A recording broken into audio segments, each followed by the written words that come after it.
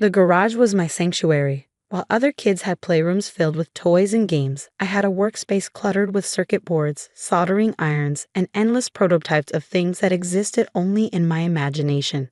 My parents called it my junk collection, but to me, it was a laboratory where anything was possible. My name is Marcus Chen, and I've always been different. Not in the way my parents hoped. They wanted a son to follow the family tradition of becoming a doctor or lawyer. Instead, they got me, a kid who spent weekends taking apart computers and rebuilding them with modifications that made my father's eyes roll. Another waste of perfectly good equipment, he'd mutter every time he found me surrounded by dismantled electronics. My mother would just sigh, that deep, disappointed sigh that seemed to say, "Where did we go wrong?" I was 24 when I first conceived the idea that would change everything. I had just finished my master's in computer engineering, much to my parents' dismay. They had hoped the phase would pass, that I'd eventually see reason and apply to medical school. But I couldn't let go of my dream, creating technology that would change the world. The idea came to me during a late-night coding session. I was working on a project involving neural networks and artificial intelligence when I noticed something unusual in my code. A glitch, but not really a glitch. More like an unexpected pathway, a new way of processing information that I'd never seen before. For the next 6 months, I lived in that garage, surviving on energy drinks and determination. I was developing something revolutionary, an AI-driven adaptive learning system that could recognize and respond to human emotional states in real time. It wasn't just another chatbot or virtual assistant. This was different. This could change how humans interact with technology forever. My parents watched with growing concern as I poured every cent of my savings into the project. I maxed out my credit cards, buying components, skipped meals to afford better processors, and worked through nights until my eyes burned from staring at screens. "Marcus, this has gone too far," my father declared one evening, standing in the garage doorway with my mother. "You're wasting your life on this hobby." "It's not a hobby, Dad," I tried to explain, gesturing to the complex array of equipment on my workbench. "This is going to revolutionize human-computer interaction. The applications are endless: education, healthcare, therapeutic support." "Enough," my mother cut me off, her voice sharp with frustration. "Look at yourself, living in our garage like some kind of hermit, throwing away money on this garbage. Your cousin James just made partner at his law firm. And what are you doing? Playing with toys." I tried to stay calm, to explain the potential of what I was building. "The prototype is almost ready. Once it's working, you'll see." "See what?" My father scoffed. "Another failed experiment. Another waste of time. We didn't pay for your education so you could become some garage tinkerer." The words stung, but I was used to it. I'd been hearing variations of this speech my entire life. But this time was different. This time, I knew I was onto something extraordinary. "I need just 2 more months," I said quietly. "Give me that and I'll prove this isn't a waste." My father's expression hardened. 2 months? And then what? Another 2 months? Another year? "No, this ends now. Either get a real job or find somewhere else to live." My mother's eyes widened. "Henry, maybe." "No, Margaret. He needs to learn. Life isn't about chasing fantasies." I looked at my half-finished prototype, at the years of work scattered across the garage. Then I looked at my parents, standing there with their disappointed faces and crossed arms. In that moment, I made a decision that would alter all our lives forever. "I'll be gone by tomorrow," I said, my voice steady despite the trembling in my hands. My mother's face fell. "Marcus, don't be dramatic. We just want what's best for you." "No," I corrected her.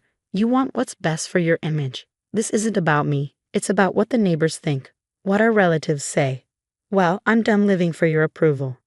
The next morning, I packed everything I could fit into my old Honda Civic. The prototype, my tools, my dreams, all crammed into a car that had seen better days. My parents watched from the kitchen window as I loaded the last box. I found a small apartment across town, more of a closet with a bathroom, really. The rent ate up most of my remaining savings, but it had enough space for my equipment, and more importantly, it was mine. No more disapproving glances, no more comparisons to successful cousins, no more ultimatums. For the next 3 months, I barely slept. When I wasn't working my day job as an IT consultant, I was refining my prototype. Every failure, every setback just pushed me harder. I knew I was close. I could feel it in my bones. Then, on a rainy Tuesday morning at 3:47 a.m., it worked. The system came alive, responding not just to voice commands but to subtle changes in tone, to micro-expressions, to the thousand tiny signals humans give off without realizing it. It learned, adapted, and grew more sophisticated with each interaction. I named it AIA, Adaptive Response Intelligence Algorithm. The first person I showed it to was Dr. Sarah Martinez, my former professor, and the only person who had ever truly believed in my potential. She sat in silence for 10 minutes, watching AIA interact with various test subjects, analyzing the data streams, examining the code. Finally, she looked at me, her eyes wide with amazement. "Marcus, do you realize what you've created?" I nodded slowly. "It works, doesn't it? It really works." She laughed, a sound of pure joy and wonder. "Works? Marcus, this isn't just working. This is revolutionary. The applications for this, my God, the possibilities are endless." "My parents think it's trash," I said quietly. Dr. Martinez shook her head, still staring at the screens. "Your parents are about to realize just how wrong they were. We need to protect this immediately. Patents, copyrights, everything." And then she smiled. "Then we're going to make some calls." The next few weeks were a blur of patent lawyers, NDAs, and meetings with increasingly important people. Word was spreading in the tech community about a breakthrough in emotional AI, and suddenly my phone wouldn't stop ringing. Then came the email that changed everything. "Dear Mr. Chen, I represent Microsoft's AI Development Division. We've heard intriguing things about your work with emotional recognition algorithms. Would you be interested in meeting to discuss potential collaboration opportunities?" I stared at my phone for a full minute, hardly daring to breathe. This was it, the validation I'd been seeking my entire life. But as I thought about responding, an unexpected emotion washed over me. Not joy, not triumph, but a deep, quiet certainty. This was just the beginning. Little did I know, as I typed my response, that my parents were about to discover exactly what their garage tinkerer son had created. And when they did, nothing would ever be the same again. The morning Microsoft's offer became public, my phone exploded with notifications. Tech blogs were buzzing with speculation about the revolutionary emotional AI that had caught the attention of industry giants. My small apartment, which had felt like exile just months ago, was now command central for what was quickly becoming a bidding war. I sat at my makeshift desk, staring at the latest offer on my screen, $89 million. The number felt surreal, like something from a dream. But this was real. Microsoft wanted AIA, and they weren't the only ones. That's when the first text arrived from my mother. "Marcus, we saw the news. Please call us." I set my phone down without responding. 10 minutes later, another message. "Son, we need to talk. Your father and I are worried about you making hasty decisions." I almost laughed. Now they were worried about my decisions. After months of silence, after calling my life's work garbage, after kicking me out of the house, now they wanted to talk. Dr. Martinez called around noon. "Marcus, have you seen the counter offers? Google just entered the bidding, and there's serious interest from Apple." I rubbed my temples, feeling overwhelmed. "Sarah, I don't know what to do. This is bigger than anything I imagined." "Don't make any decisions yet," she advised. "Let them compete. What you've created is worth more than they're offering." The doorbell rang. Through my apartment's thin walls, I could hear multiple voices in the hallway. I knew who it was before I even looked through the peephole. There they stood, my parents, dressed in their Sunday best, wearing the forced smiles they usually reserve for important social occasions. My mother clutched her designer handbag like a shield. My father's hand was raised to knock again. For a moment, I considered not answering. But I knew this confrontation was inevitable. I opened the door. "Marcus." My mother stepped forward for a hug, but stopped when I didn't move to embrace her. "We've been so worried." "Have you?" I kept my voice neutral. "That's funny, because I haven't heard from you since you kicked me out." My father cleared his throat. "Son, we should talk inside. This isn't a conversation for hallways." I considered turning them away, but part of me wanted them to see this, my tiny apartment, my workstation, the place where their failure son had created something revolutionary. I stepped aside to let them in. My mother's eyes darted around the small space, taking in the computers, the prototype setup, the empty energy drink cans. Oh, Marcus, she sighed, you've been living like this. Living like what? I asked. Like someone who believes in something. Like someone who works for their dreams instead of following someone else's. Now, Marcus, my father started, using his lecture voice, we need to discuss this situation rationally. These tech companies, they're sharks. You need guidance, proper legal representation. I cut him off. You mean like Cousin James? Is that why you're really here? To get a piece of the action? My father's face reddened.